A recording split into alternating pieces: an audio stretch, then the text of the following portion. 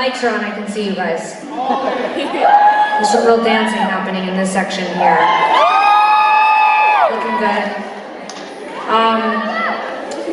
I was doing a little bit of press today with some people who are from a place called Montreal, up in Canada.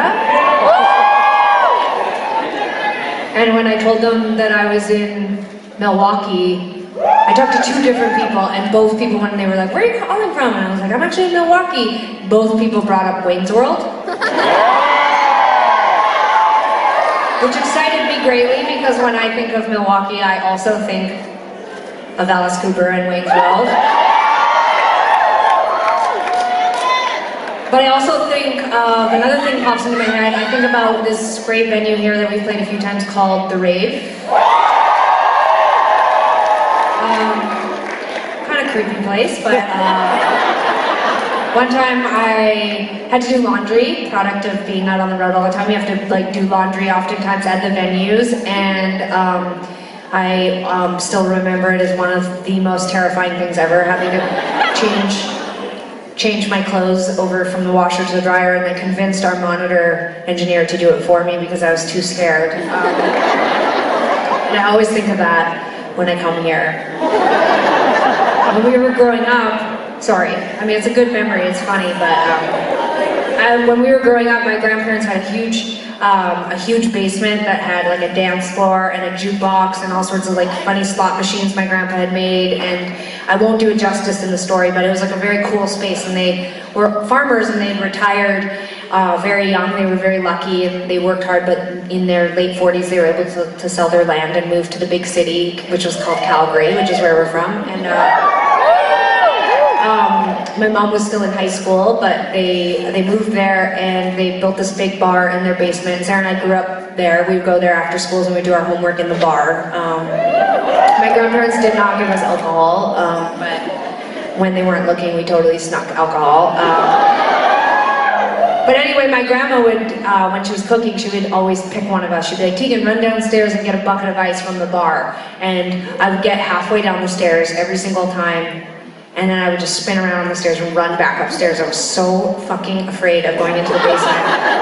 And it's worth noting that the basement was not underground. It was an above ground, like it was a house, but there was just these very dark shutters. Again, very hard to explain, but that made it feel like it was underground. So it was not even underground, and I would go running back upstairs, and my grandmother would be like, "I don't understand what you're so afraid of." And she said, "Nobody's down there." And I was like, "It's not that I'm afraid of ghosts." And I don't even really believe in ghosts, but when I was on those stairs, every single time I was like, "There's ghosts down there." Anyway, I don't know why. Oh yeah, the rave. Yeah, when I was going down the stairs, I was like not afraid of ghosts. I was afraid of being kidnapped and murdered. Anyway, that was pretty dark, but that's the theme tonight. So stop.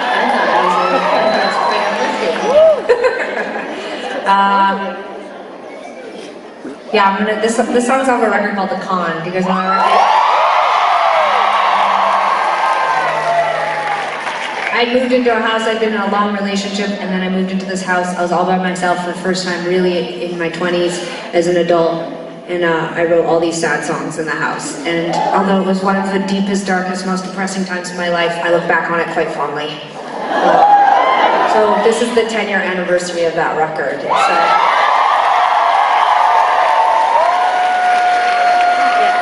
I'm a much happier person now, but I do look back on those sad times very fondly. So I dedicate this to my grandparents, their terrifying basement, the rave, and 25-year-olds.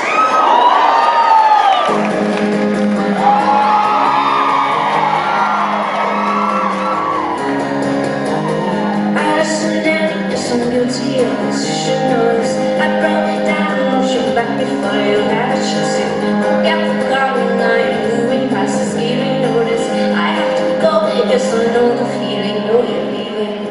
Calm down, I'm calling you sick. I'm cast off, staring on the edge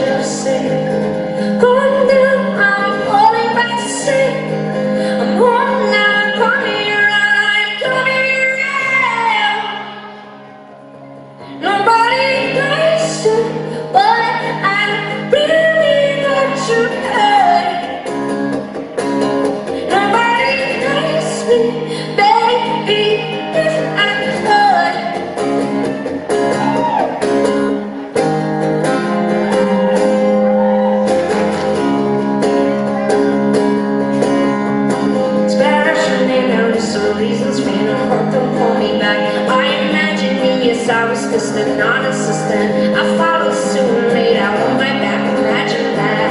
A million hours left to think of you and think of that.